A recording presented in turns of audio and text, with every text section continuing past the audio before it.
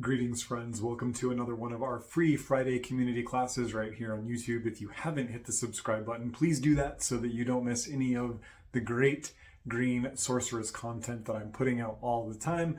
With that, I'm really excited about what we're talking about this week. The three primary cults of plant spirit work, the way that I practice it. So first, what do we mean by cults? Don't let the Hollywood misappropriation of this term scare you. This is really just a way to talk about the different pathways that we use to engage with various spirits of our traditions, various spirits of our works. And today we're going to be focusing on two people that we would consider deities, gods and goddesses, and one group of people that are our ancestors, our mighty dead, our blessed forebears. So these three cults are ways that you can engage with non-human and non-plant spirits who have the ability to help deepen your work with the plant spirits. So in other words, these are other people who love working plant path as much as you do, right? Which is pretty cool. So we'll be talking about each of them in turn. And the idea here is not that there's anything prescriptive or dogmatic. You don't have to work with any of these spiritual entities, these beings, to be successful in plant spirit work by any means. You can work with one, two, three, all, some, none, sometimes, all the time.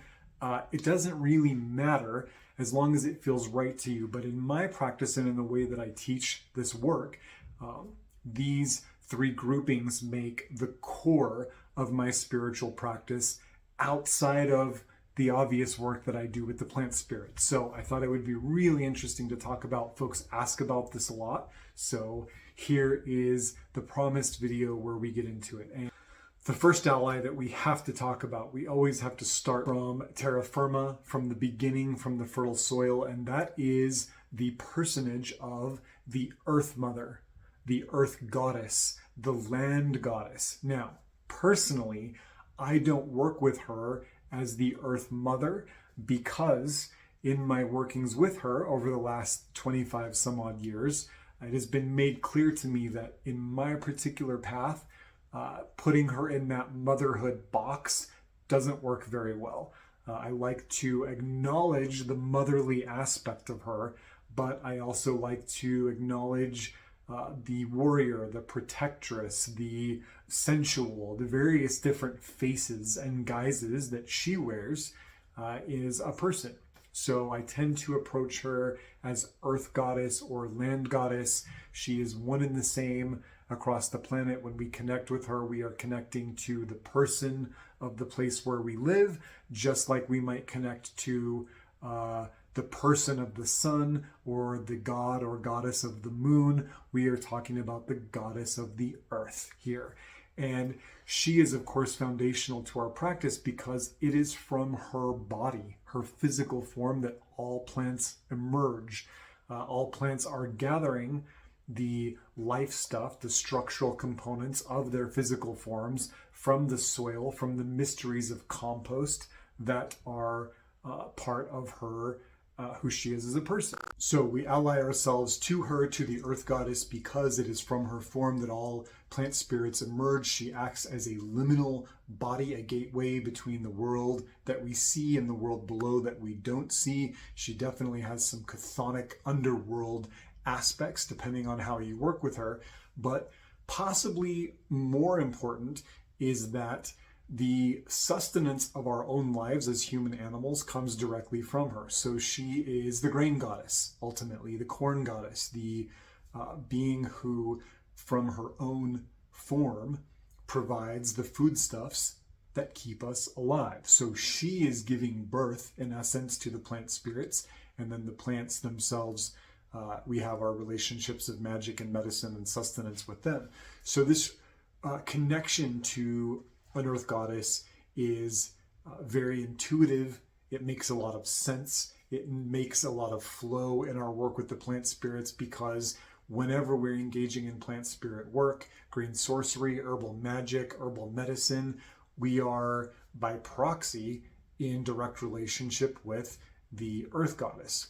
So taking it from a bit more of a global scale, which can be a little hard to wrap, for me anyway, to wrap my head around, thinking of the earth, capital E, with this proper concept of the whole planet, I tend to approach her as land goddess, or what I call her in ritual, the goddess land, meaning that while I understand that I am working with the earth goddess, the goddess of this entire planet, I am engaging with her as she appears wherever and whenever I am. So if I am in my backyard, if I am in one of the places that I like to hike or move into in wild spaces, if I'm in a public park, if I'm walking down a sidewalk, I engage with her as she manifests in that space, right? So how she shows up in mountains, in meadows, in rivers, in streams, in deserts,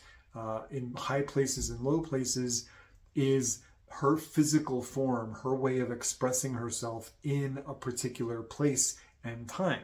And the interesting thing is that when we approach her as the goddess land, it allows us to engage more directly with the place that we call home, with the way that this big, wide world that we live in expresses its personality in the small place where we live, where we hang out, where we haunt all the time. And so I really find a lot of value in devoting to her and learning her and loving her as she manifests where I am. And as a side effect of that, we end up becoming deeply attuned to the ways of the land that we're on, and we become naturally stewards, protectors, wards of that space as well, which is always good. We should always try to be in relationship with land. And as we come to know her more, we in turn learn about the plants who show up in these spaces, which then just takes us into the practice of bioregional plant spirit work. So it's all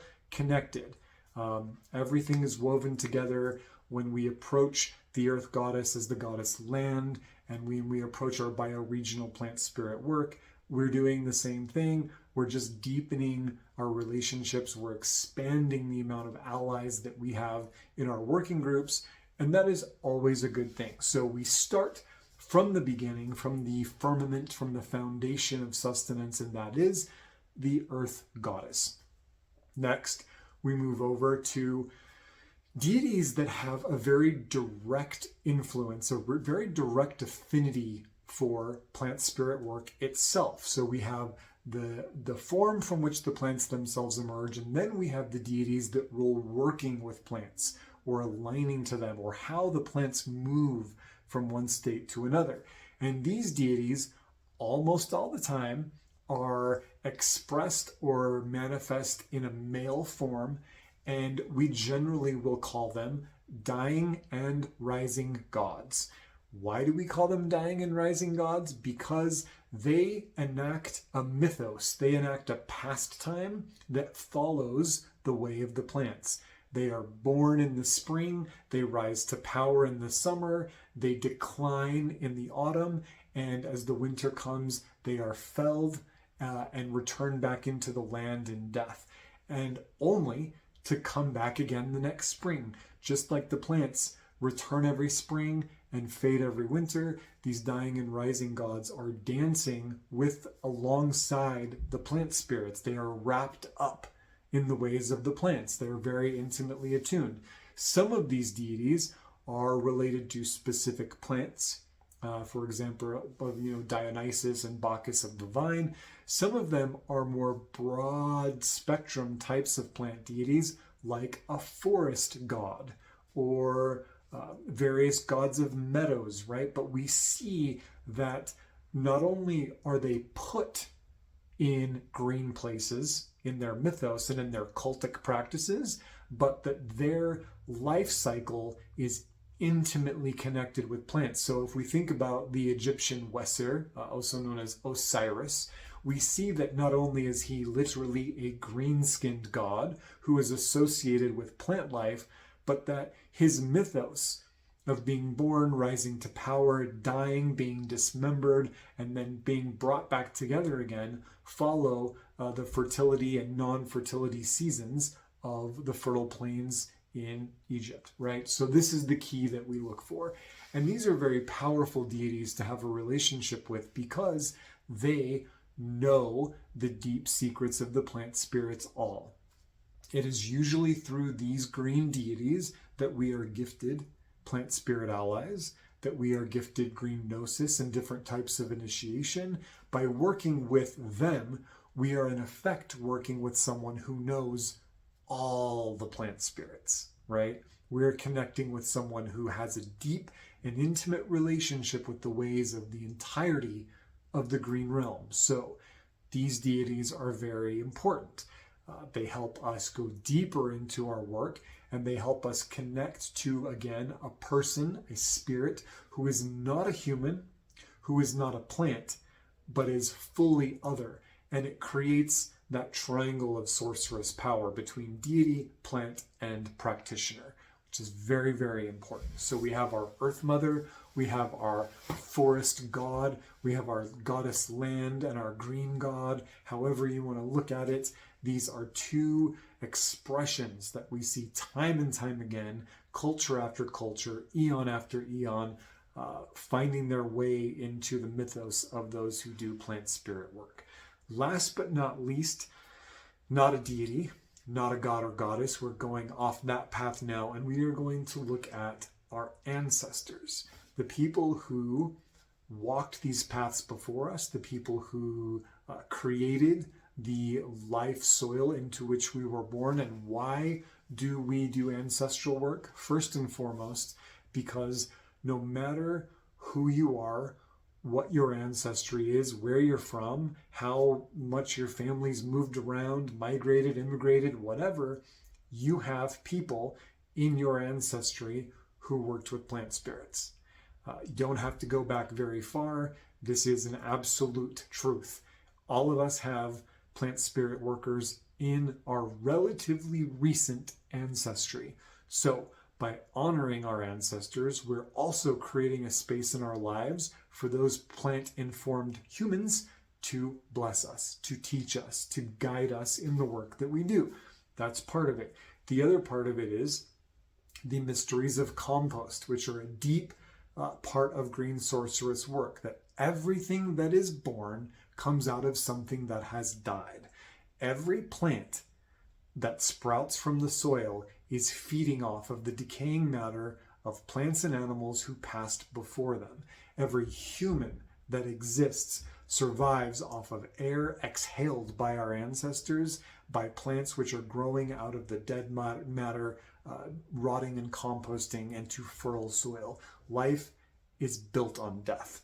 And so when we honor our ancestors, acknowledge this fact, it helps us remove some of the fear and doubt around the nature of spirit and eternality of spirit. It helps us let go of some of the fears around death and embrace the not knowing, embracing the mystery, which is part of what we do. And it helps us understand how we participate in the cycle of life in the same way that plants do, that we are not outside of or above or beneath. We are part of. This is very, very important. So when we honor our ancestors, the ancestors of blood, those of us who, those ancestors who literally created us, our great-grandparents, great-great-grandparents, and so on, our ancestors of tradition, the people who have gone before us that left teachings and pathways that empower our plant spirit work now.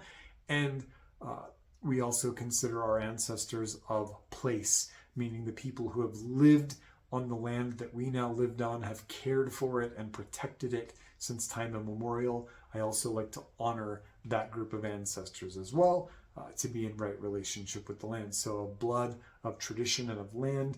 When we honor these people, we open ourselves up to deep blessings and powerful transformations and just a deeper connection to the way that the plant world works, the way the green realm works. So we have our earth goddess, we have our forest god, and we have our mighty and blessed dead, all conspiring to bless us with wisdom and guidance and protection and initiation as we do this work.